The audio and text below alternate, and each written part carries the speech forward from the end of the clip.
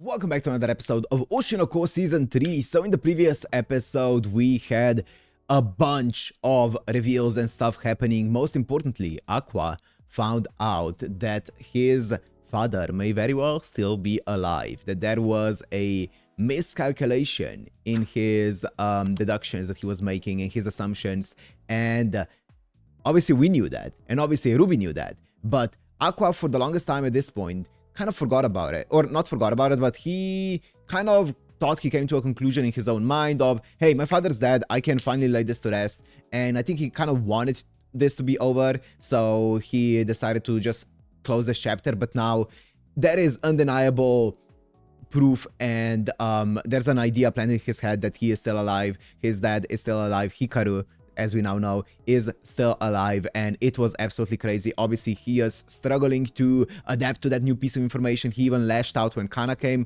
over to him, and I feel horrible for Kana. It wasn't her fault, but also Aqua wasn't lashing out at Kana because it was Kana. He just lashed out when he heard someone next to him and like saw a hand. He just knee-jerk reacted. So it's just a bad situation all around.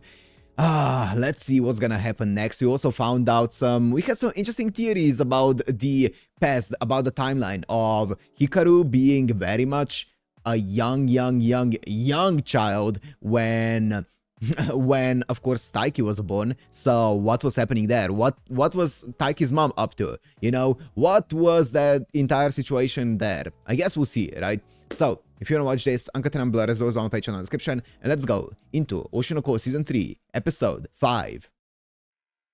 Oh, Kamiki.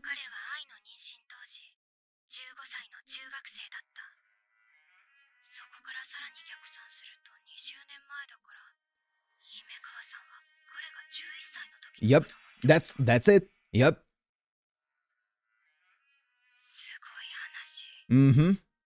That's it. That's the timeline.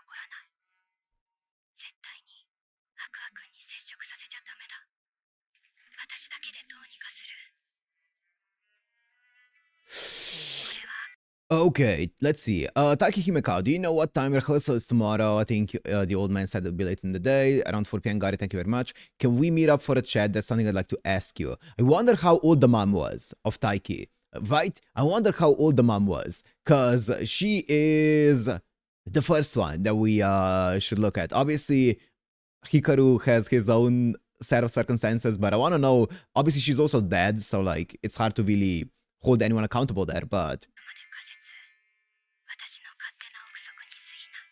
the Aqua pic. Okay.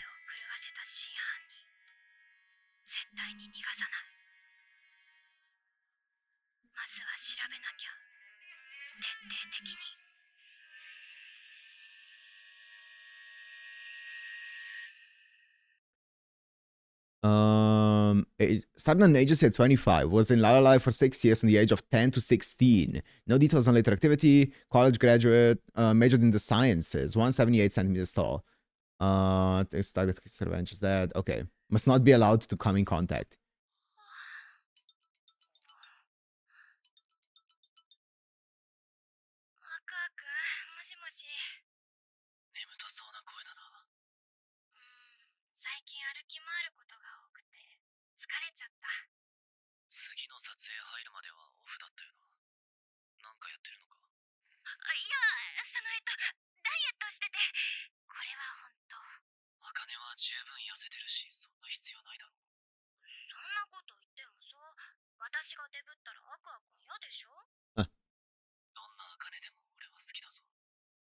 Aw.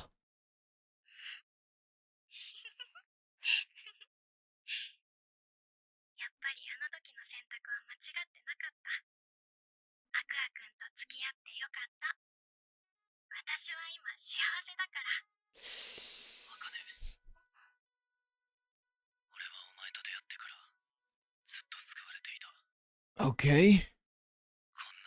Oh man, I remember this scene.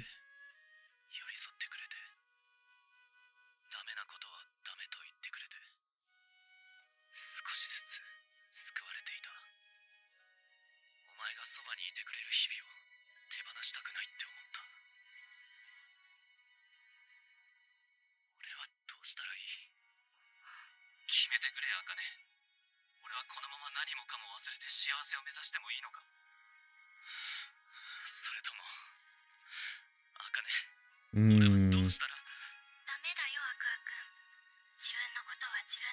Mm.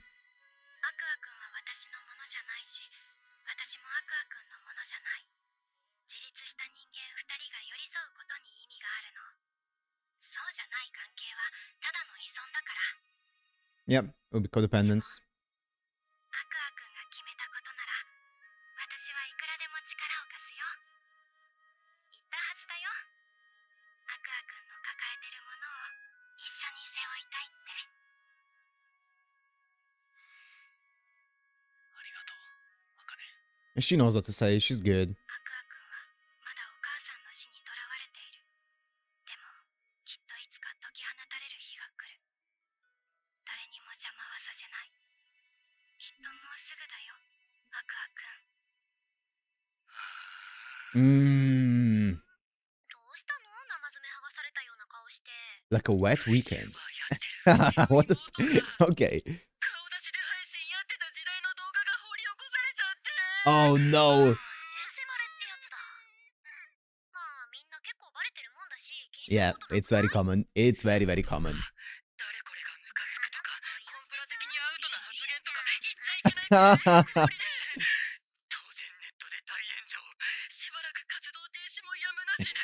Oh, classic. Classic.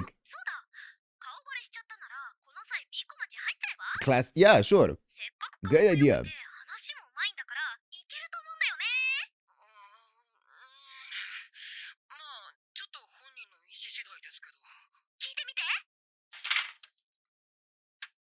Damn, Ruby not even asking anyone else about it. She's like, yeah, let her join.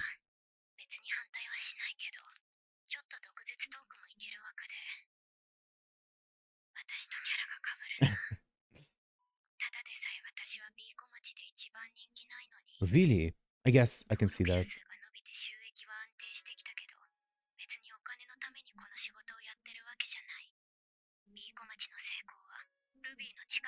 Mm.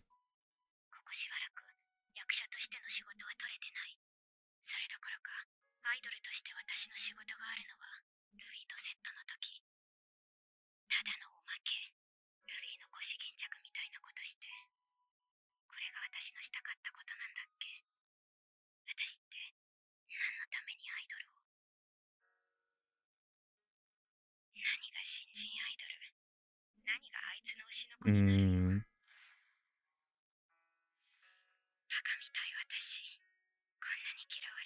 Oh, I feel so bad for her.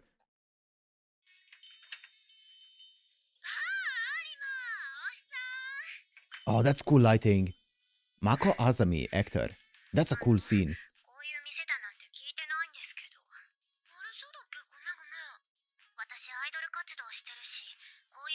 Yeah, this looks a bit too sketchy.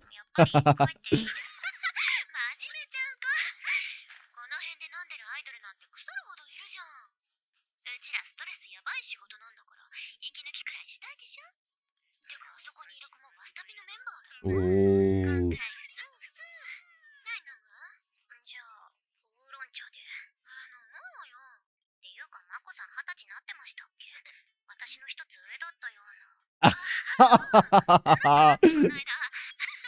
God.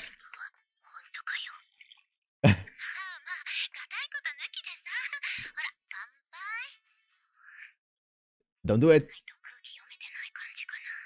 No. Don't get peer pressured. Okay.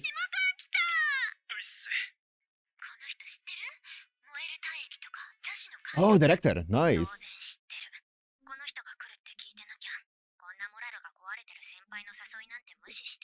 Ooh! 島正則 Masanori Shima. 映画賞も取った今一番勢いのある映画監督。気に入られたら演技の仕事もらえるかもよ。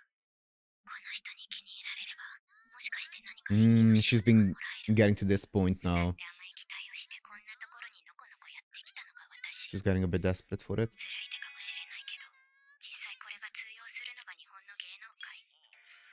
今の私にできることってこれぐらいだから少しでも赤かないと。有馬かなさんだよね。劣化家族見てたよ。大きくなったな。どうもです。女子拝見させていただきました。とても素敵な映画で。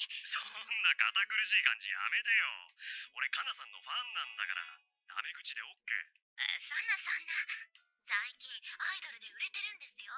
知ってます？ピーコマッチ。Okay. あ、知ってる。星野ルビーのでしょ。この間 P が使いたいって言ってた。いいなぁ。私はアイドルとか無理だろうし、有馬は昔っから可愛かったからね。羨ましい。 Okay, she's helping her out. 私はルビーのおまけみたいなものなんで、すごいのはルビーです。私には何もない。そんなことないよ。かなさんの実力は業界の人間なら。 Dude, this guy seems really cool. 要はそれを引き出す人がいないってだけ。僕だったらうまく使ってみせるのに。そうだ。よかったら。 This guy seems cool. Please be cool. Wait. I want to see. Is there anything on that? Can you scan that? よかったら LINE 交換します。 Can you scan that? Wait 1 second. I don't think it works. I don't think it works. It did not return anything for me. Maybe if you scan it online, it does something, but 大丈夫だよ。島間さん、全然軽い人じゃない okay. から。 He seems like a cool guy. Thanks for tonight, Shima D. Let's hang out again. No, thank you. I'll contact you. Can we meet again for drinks? When are you two free? I'm free this Friday and Saturday. It's Tuesday and Thursday. Okay.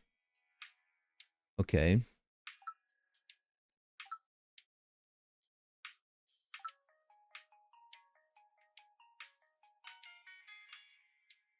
どうしよう。一旦マネージャーに話を通した方がいいかな。 Probably. どうしてインスタのパスワードを教えなきゃいけないの？プライバシーの侵害じゃない？ They're worried. Yep. Yep. Welcome to Showbiz. それあれでしょ。事務所移籍したらアカウント使えなくなるやつ。 Yes. そうやってタレントを囲い込むんだ。 Correct. そう。 Yes. Yes. ちなみにあなたの名前もうちの会社に商標権があるから、よそで星野ルビーって名前は使えないからね。 Welcome. 私の本名なのに。ブラック事務所だ。大手のアイドル事務所に移籍してやる。意味わかんないですけど。それに比べたらうちはかなり緩いわよ。恋人ができようものならさりげなく破局するよう仕向けたり。仮に清楚系なんてポジション与えられたら自務所は全力で男から引き離すし。ブログの投稿を添削されて、ほとんど別物にされたり。言っておくけど、大手の方が縛りきついわよ。そうですよ。連絡先を交換するにもマネージャーにいちいち許可を取らなきゃいけなかったの。Oh. SNS の DM など、あ誰から連絡来てるか監視されたり。仮に清楚系なんてポジション与えられたら事務所は全力で男から引き剥がすし。ブログの投稿を添削されて、ほとんど別物にされたり。 Yeah. 友達と遊ぶのも禁止されて。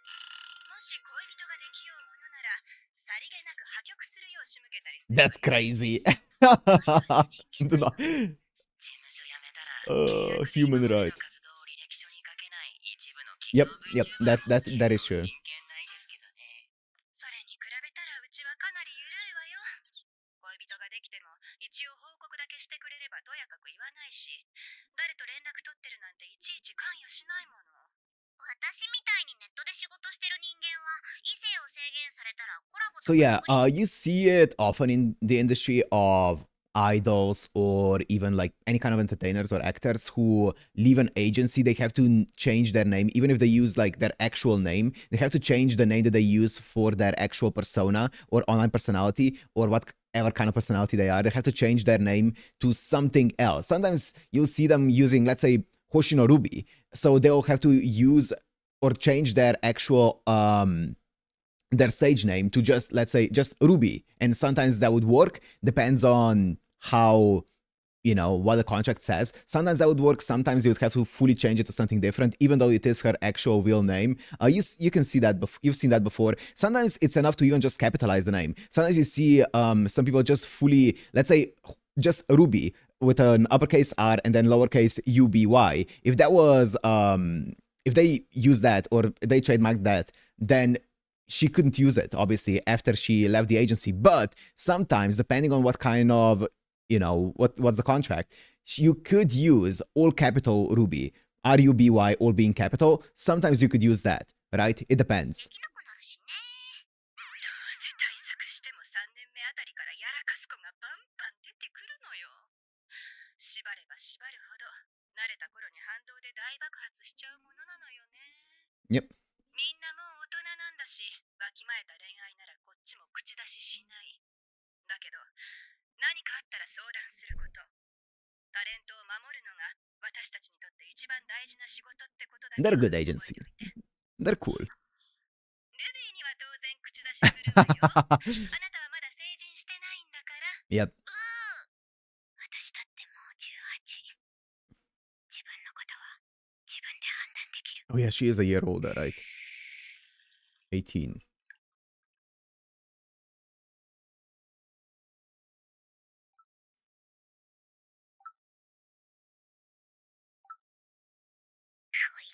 Of course. Classic. At least you got some alone time here to hopefully network a bit.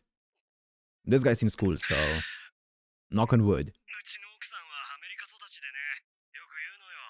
海外の俳優組合は芸能界の自治を司ってるのよって。日本は事務所がその役割を果たせていないから、役者は上に何を言われても黙ってやるしかない。ブルーカラーなわけ。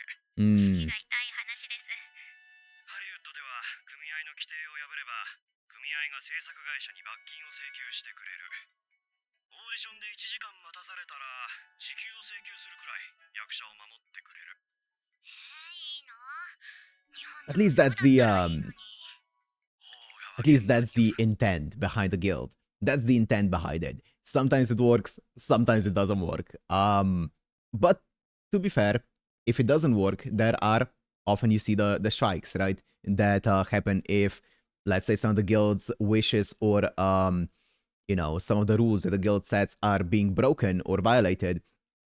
That you can see the strikes and stuff that happen because of it. But in theory, it should work. In theory. が下りないからね。映画会社の力が強すぎるんだよ。内部政治やら、年齢やら、 Yep. コネやら、事務所の力やらに踊らされて、売れっ子ありきでスタートする企画ばっかな現状はさすがに不健全だよ。Yeah, 100%. It's horrible. 日本はあまりにも実力が軽視されている。向こうみたいに組合監視のもとオーディションを実施すれば違うんだろうけど、これじゃ役者は育たない。島勘さんは役者のことを考えてくれてるんですね。そりゃそうさ。僕はいい作品を作りたい。そのためにいい役者は必須。本気でこの芸能界を変えたいと思ってる。 He's such a cool guy. He's just really passionate about it. That's awesome. 言ってることに嘘はなさそうだし、ちゃんと業界のことを考えてるプロだ。それにマジってモデル上がりの役者が演技もできねえくせにわがまま多くてよ。適度に口が悪くて、久々に役者の世界にいる感じがする。創作論 Poor Melt, catching strays. 酔っ払いから嫌な現場や共演者の話を聞いたり、ここに戻りたいな。僕はね、有馬さんみたいに実力のある役者が評価される時代を作りたい。次回作はそういう人の実力を活かせる作品にしたいと思ってる。それって私を使ってくれるってことですか？それはまだわからないけど、いざ一緒にやって方向性が違ったってなると残念だし。 That's fair. だからもっと君のことを知った上で判断したい。 Okay. そこっていうかさ、魂、 Okay. 理念と He seems genuine enough. 理念？すみません、お時間の方が。ああ、すいません。店を変えたいところだけど、子供をこんな遅くに連れ回すわけにも。いえ、大丈夫です。私、お酒は飲めませんが、もう成人年齢ですし。アイドルをやって得たのは、虚しさと無力感だけ。私がいていい場所じゃなかった。ここで大きな役を取って、 Yep. 役者復帰の Get that 足がかりにする opportunity. のよ。今の話の続きは？そしたら、うちの事務所すぐから来る。まだ何人か仕事してるはずだから、みんなで話そうよ。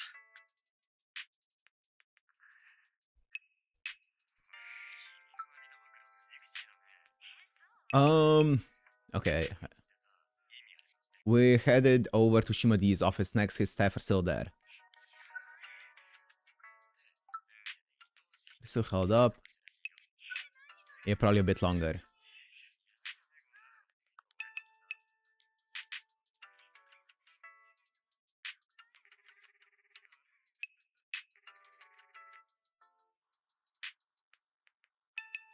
Uh-oh.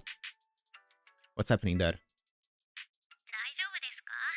突然お邪魔したら皆さんびっくりなさるんじゃ。The specs. 確かに有馬カナが来たら驚くかもね。 Please, そういや、まこちゃんは？来ないかもしれませんね。 please let the staff be there. I did not like that. あれ、みんな帰ったのかな。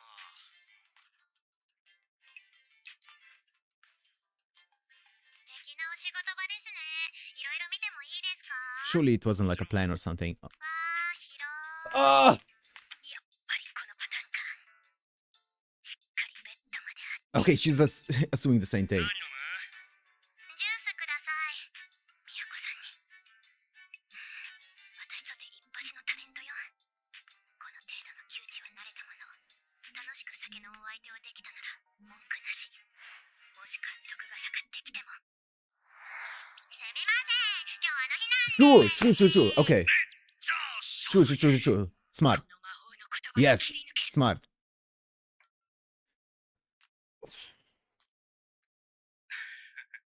Please be a cool guy. 騙し討ちにあった顔してら。安心してよ。俺だってアホな大学生じゃないんだから、いろいろわきまえているつもり。そうですよね。私なんかをそういう目で見たりしないですよね。いや、めちゃくちゃ見てるよ。 Bro, you're too honest. 俺は興味がある人にしか仕事を振らないんだよ。興味があるから本気になれる。恋でも仕事でも。俺は、俺を本気にしてくれる人と仕事がしたい。ただそれだけ。遊び人なんですね。否定はしない。奥さんいるんですよね。今の話聞いたらなんていうか。向こうも向こうで毎晩のように遊び倒してるから、そこはお互い不干渉ってことになってるんだ。 That's crazy. クリエイターってなんでこう上 Yeah. 手な存在し It's just an open relationship at this point.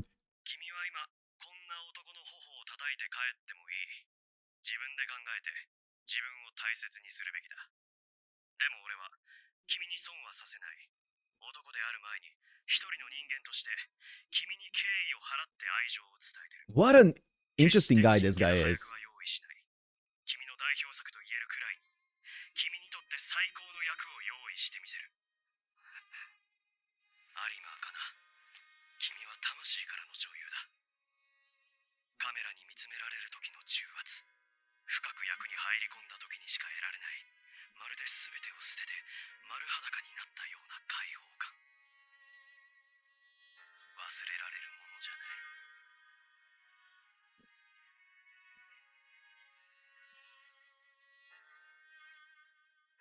あの場所に帰れる。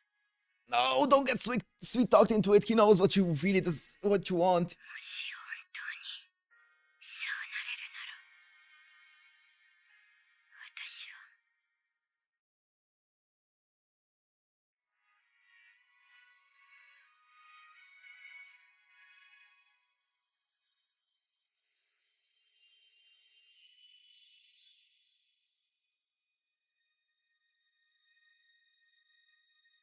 ごめんなさい。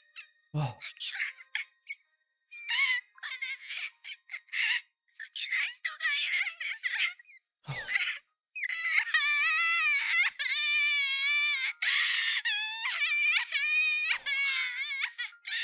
ちゃうくらい好きな人がいるんだ。どんな人？教えてよ。 Oh, fuck, man. Why'd you get me? 私のことなんて全然気にしてない風なんですよ。いっつも。でもふとたまに優しくしてきて、私を勘違いさせて、忘れようと思って頑張ってるのに、全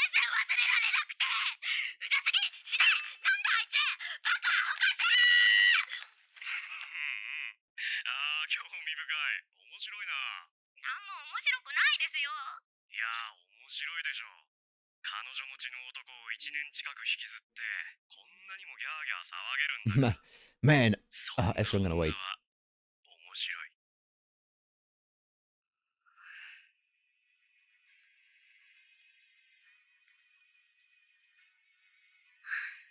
Did she end up talking the entire night? やっぱ仕事は堅実に実力で取らないとね。ラーメン食べて帰ろっと。 Yep. Yep.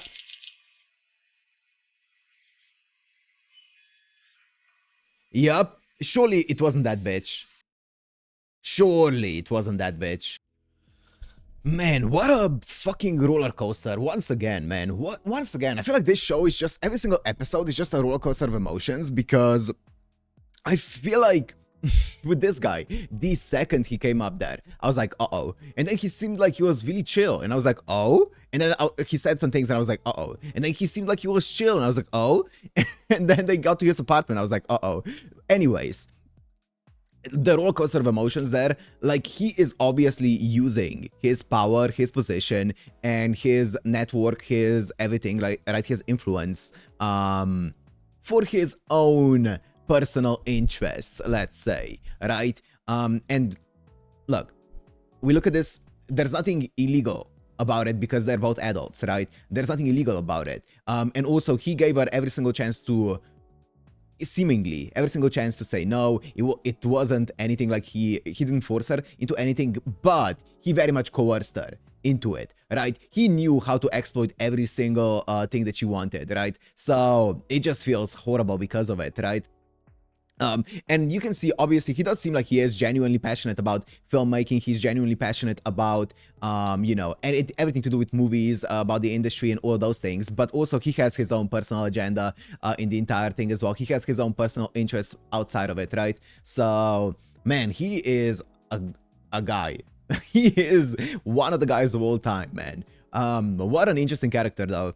I got so worried there towards the end, man. I am so happy that Kana, you know, was like founded in her to say no, to push away that desire to sacrifice everything for the sake of her, you know, career and stuff like that. She pushed that away and was able to find the reasoning or the reason within her to say no. And also for him to actually, you know, respect that, at least to some degree, and be like, you know what, sure, I'm not gonna break any laws here.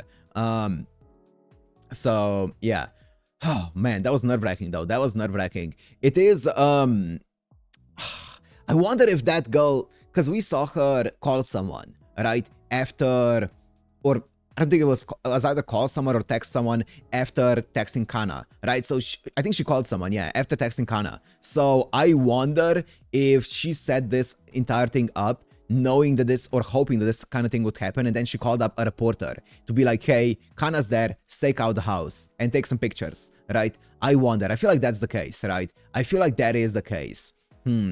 Also, going back to before the entire Kana situation, I want to talk about the Akane situation there, because I really liked Akane in that situation. Okay, obviously, I'm partial to Kana. I'm a Kana guy, okay? I'm partial to Kana. But I will say, Akane has some really, really cool lines and some really, really cool... Like, she has a really cool mindset about some things that I really, really respect, I really, really like. Like, it was the same when I was rewatching season 2. There was one thing that she did that I really liked, that made me really like Akane a lot more. I didn't appreciate it as much when I first watched it, but it was when Taiki and Aqua went out, like, with the director, right? And I think it was then, at least. It was then when Akane was like texting him, hey, you know, make sure to say no, even if someone tries to force you, like, or offer you a drink, make sure to stay safe. Like, she was basically doting on him like a mom, right? And that was really cute. I really like that about Akane. And here as well, I really like the things that she said to Aqua here, right? She is pretty mature, and I really, really like that. I really like the way that she speaks oftentimes.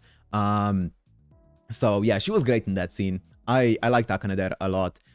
As I said earlier, I feel horrible for Kana because of the entire situation. It's a tough situation because obviously Aqua is trying to stay away from Kana to protect her, but in doing so, he's hurting her, right? So like, what do you prioritize there? And obviously we know what Aqua prioritizes there.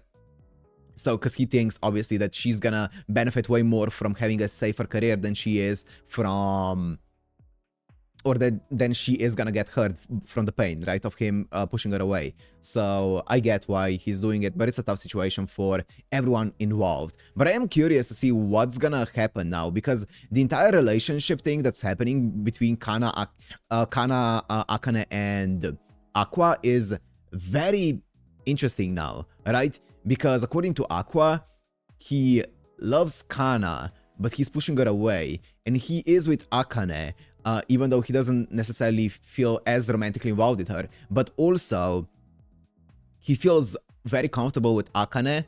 I don't know. It's a peculiar situation. And also, he is relying on Akane quite a bit in a similar way that, you know, someone who's in a relationship would. But to be fair, even friends could. So it doesn't necessarily have to be romantic. Yeah, I don't know. It's an interesting situation there that I wonder how it's gonna get resolved, right? I do wonder which direction it's gonna go in. Really, really interesting though. Man, this guy, I can't stop thinking about him. Anyways, yeah, I'm gonna end it here. Hope you guys enjoyed. If you did, make sure to like, comment, subscribe, and I'll see you in the next one. Peace.